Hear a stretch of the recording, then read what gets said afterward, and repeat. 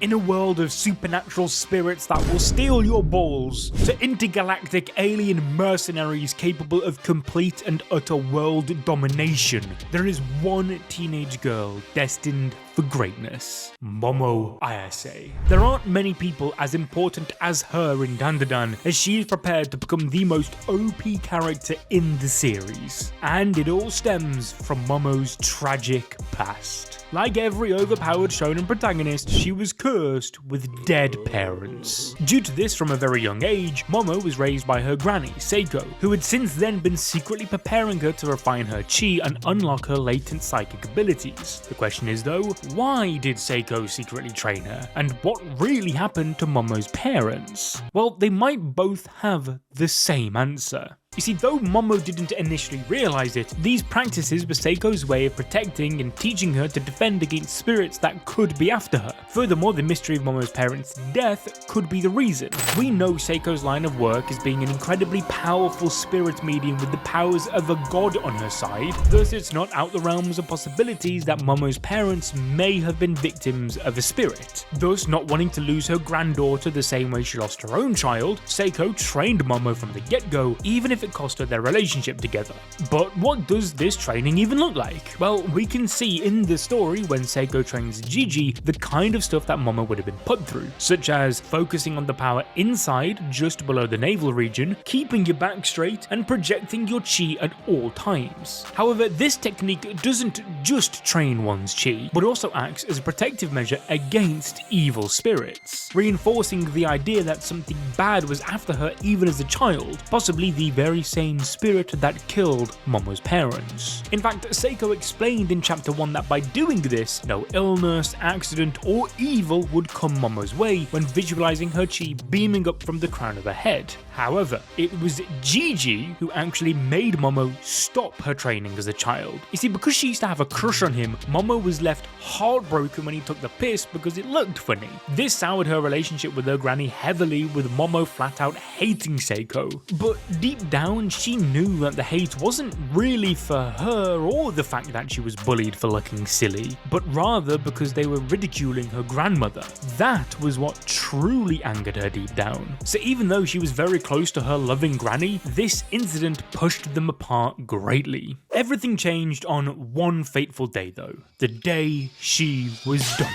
That's right, a guy who looked just like her biggest crush, Ken Takakura, breaks up with her for not putting out, which is a big bummer for Momo, because if there is anything she believes in, it is love. No matter how much her granny tried getting her into believing in the paranormal, she took no notice. Ironically though, this is in stark contrast to a young boy that would change her life forever, bringing us to her first reaction with the one, the only, Ken Takakura. No, not that one. I'm talking about Okarun. He serves as the perfect parallel. Whilst Momo actively seeks to avoid the paranormal, as it resulted in her terrible upbringing, Okarun, on the other hand, actively seeks it. As he's such a loner, he believes the only interactions with others at this point can come in the form of alien abduction. This contrast is only made even more apparent when the two clash heads about what is real. Okarun tries to get Momo into aliens, believing that is why she helped him from the bullies, whilst she refutes his claims, stating that whilst aliens aren't real, spirits are. However, before she knew it, Momo woke up in her underwear, tied down by the aliens known as the Serpo. They planned to use her to learn about human reproduction by harvesting her ovaries, leading to their own species' evolution as a fully male race. Quite understandably, Momo freaks out and tries to get the hell out of the goon cave. Thus, the Serpo use their psychokinesis powers to calm her down and make her body aroused. Unfortunately for them, that wasn't all they did.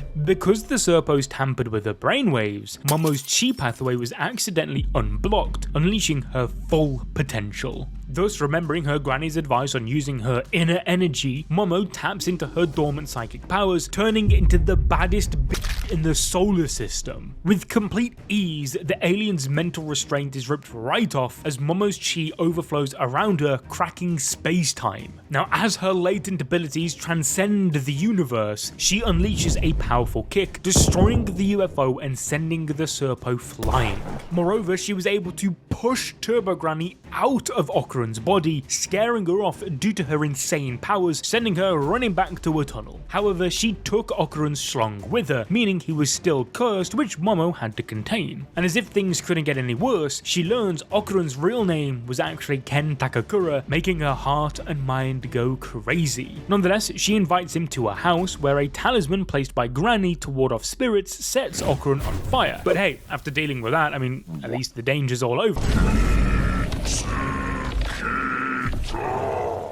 Oh shit, here we go again. Faced with the Flatwoods monster, an alien sent by the Serpo, Momo and Okarun had to think fast. He asks her to only partially hold back Turbo Granny so that he can use her speed, managing to land a hit. Furthermore, Momo clocks out like a sumo wrestler. The alien can be defeated if they make its hand touch the ground. And so, using her psychic powers, she forces the alien down, causing its hand to dissolve. What she didn't consider though is the fact that this alien was a big ass cheater. Luckily, Momo's big brain kicks in. Despite a huge wall surrounding the area keeping them in, she knows that this talisman will kill the thing. Unfortunately, it will also kill Okarun. And this is what makes Momo such a brilliant and fresh character in the world of shonen. Because whilst the man is usually one taking the brunt of the damage to protect their loved ones, she is the one who lets herself be beaten to a bloody pulp by the Flatwoods monster. This way she's able to force it into making a crater in the wall, putting her outside the torii. Whilst doing so, this showcased Momo's psychic ability to enhance her durability 100-fold, as the damage that is needed to make a crater on this stone wall this size would have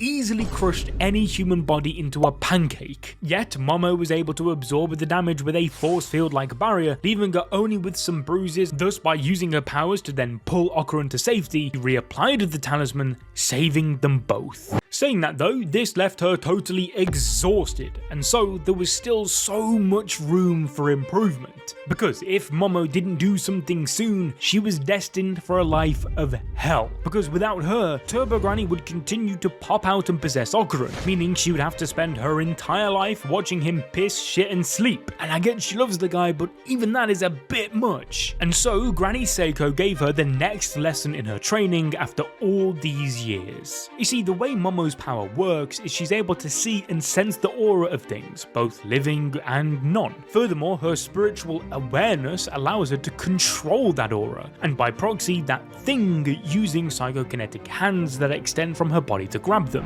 This is exactly how she's been controlling Turbo Granny. Nonetheless, Momo does admit that shit was a lot cooler against the Serpo. It was like whatever she imagined became reality and that she was invincible. But then it all subsided. Thus, Seiko asks her to close her eyes for a second, as relying on eyesight is holding her powers back. Momo has to use her other senses to unlock more of her true potential. And lo and behold, let's have a look how that goes. Okay, it could do with some work. Unlike when Momo first unlocked her powers, her full power is now just sealed. Therefore, she has to train in order to gradually tap into it. Luckily, that night, as they went in for round 2 against Turbo Granny, Momo was thrown right into the deep end, forcing her to level up. That's because after she was captured by Turbo Granny due to losing a game of tag, Okarun was in the midst of another possession. Nonetheless, she wouldn't get very far, as Momo used her powers to reach out and strangle the spirit, as her main true form became visible to her even without using her eyes. And this was the start of Momo learning how to truly use her powers in a plethora of creative ways. One way being Spider-Woman. That's right, even with Turbo Granny facing her down, ready to kill them, Momo asked for just a mere 1 second head start in their game of tag. Why? Well, because her big brain strikes once again, using her psychokinetic abilities to reach out and latch onto a moving train, a train moving faster than Turbo Granny. And so whilst using her powers to hold her back for as much as possible, Momo was able to win the race to Kamigawa City, where Seiko cooked the spirit. And this is where I want to mention just how durable her little magic hands are, as Momo wasn't able to just hold back Turbo Granny. For example, in the Evil Eye arc, she was able to catch the evil spirit's football. And don't get it twisted, this is no small feat. This spirit is incredibly powerful, with its host being a natural born prodigy in Gigi. He even gave Okarun the smoke. Thus, Turbo Granny warned Momo to prepare for the worst, and had it not been for her big brain and quick reactions, she would have been done for. That being said, Momo's powers would only get even more wild in the battle against the acrobatic Silky Spirit. How wild? Well, she literally brought someone back to life. Yep, after the acrobatic Silky ate them all, a young girl from their school named Ira was killed. The only reason Momo and Okarun survived such a thing was because they also had paranormal abilities themselves. In spite of this, Momo carried on Turbo Granny's will of protecting young girls by using her powers to pump Ira's heart. However, it wasn't quite enough. Momo had to bestow upon her acrobatic Silky's own powers, making her like Okarun. You see, using her powers, she could link the spirit's aura to Ira's, which is essentially the battery of a living person, replenishing it. In fact, I know a way you can charge your own battery. You know what I'm talking about. Gamer subs. As I'm writing this video, I am literally chugging on a Gamer subs. By the way, it's the blue flavor if you're interested. But I want you guys to use code ABD and get yourselves a banger discount, and let me know in the comment section down below what flavor you choose. Because any video you see me make, I can guarantee it has been powered by Gamer subs, alright? I mean it. This shit is incredible. So whilst it is cool that Momo was able to recharge Ira's battery using her powers, she ain't have to go through all that. To be fair though, at that exact moment, something inside Momo did go crazy. She was able to see the past. That's right, Momo can literally see people's memories, which is how she was able to witness the acrobatic Silky's heartbreaking backstory. But that's not all. Momo was brought to tears like the rest of us watching Vemoras. Seriously, ain't nothing make me cry quite like Dandadan. But this brings us onto the rematch with the Serpo along with Mr. Mantis, Shrimp and Nessie. Both Okarun and Ira, with their spirit forms activated, were getting bodied. What's worse, the Serpo unleashed their Awesome Zone, which is able to completely undo their spirit transformations, where Okarun was literally moments away from dying until Momo saved the day. You see, she's so busted that just days into unlocking her own psychokinesis, she once again had the Serpo shaking in their boots, admitting how powerful she is based on how she was keeping their powers in check. Thus, she became target numero uno. Thanks to Momo though, Ira and Okarun continue the fight, protecting her. Even when Nessie flooded the school, Momo's big brain leveled up. She grabbed onto Okarun with her powers, consistently squeezing him forward as he shoots out at great speeds. Thanks to this, they could reach the surface and save Ira from drowning. This was just the beginning though, as when the entire world was at threat, Momo realized she could do more than just grab things. She wasn't just a support player in this war against the space globalist aliens called the Kerr. She could now officially whack shit up. You see, in the world of Dandadan, there's a very specific way to access an instant boost in power, and that is by using the power of words. You know how like in every anime ever, the characters will always scream their technique name at the top of their lungs for no reason whatsoever, letting the enemy know exactly what they're gonna do? Yeah, well in Dandadan there's actually a reason for it. You see, when fighting against the Imatako Kerr, Momo found herself on the brink of death, which reminded her of how Okarun would always have to come to her rescue, making Momo realize how weak she really was. And so it was at that moment that Momo thought back to her own part-time job in the Momo Maid Cafe, where she would have to sing the song with conviction whilst pouring the cup of tea, which just so happened to be what her granny taught her as a child. She explained to baby Momo how by using the power of words, things that are thought to be impossible can become reality. For example, she asked Momo to name her baseball bat, calling it Nessie. Thus, when Seiko shouted "Nessie, swing the bat," not only did she send the punching bag flying, but she also destroyed part of the house. Furthermore, this baseball bat tutorial may be peak foreshadowing, or even an example of how if she had listened to her granny's lessons more often, she could have fought back against Turbo Granny in the tunnel all the way back at the beginning. What do I mean by this? Well, she purposefully took baseball bats with her to combine with her own powers and fire them at Turbo Granny. But if she had called out Nessie and used the power of words, she may have gotten the dub then and there. That being said, we wouldn't have gotten peak fiction, so I'm kinda glad she didn't, to be honest. Nonetheless though, using this lesson, Momo unleashed a powerful psychic blast powered by words, creating her most powerful attack, the Moe Tri-Beam. This is, of course, like many things in Dandadan, a reference, this time to Dragon Ball. Leave a like if you got it. Thus, her Tri-Beam instantly annihilated the entire group of Serpo, also allowing her to destroy the Kerr controlling them. This feat alone is something almost entirely unique to Momo, as it entails crossing through dimensions. You see, this alien resided in his own one, meaning he was totally unbeatable unless you could somehow access it. Even when Momo tried grabbing him and pulling the Kerr out, it was no use. However, that isn't even the only time we've seen Momo transcend dimensions either. You see, the Hatsu Kerr's abilities allowed it to carve out space, where what it carved would then be sent into its suit into a separate pocket dimension. Once in, there was no way out unless the Kerr decides to pull you out and use you in combat. Pretty scary stuff. Furthermore, it could surround itself with this carved out space, making any of Momo's attacks totally useless. But you know the deal by now. Momo's most powerful ability isn't even her psychokinesis, it's her brain. Thus, she launched herself into the air. Moe, beam!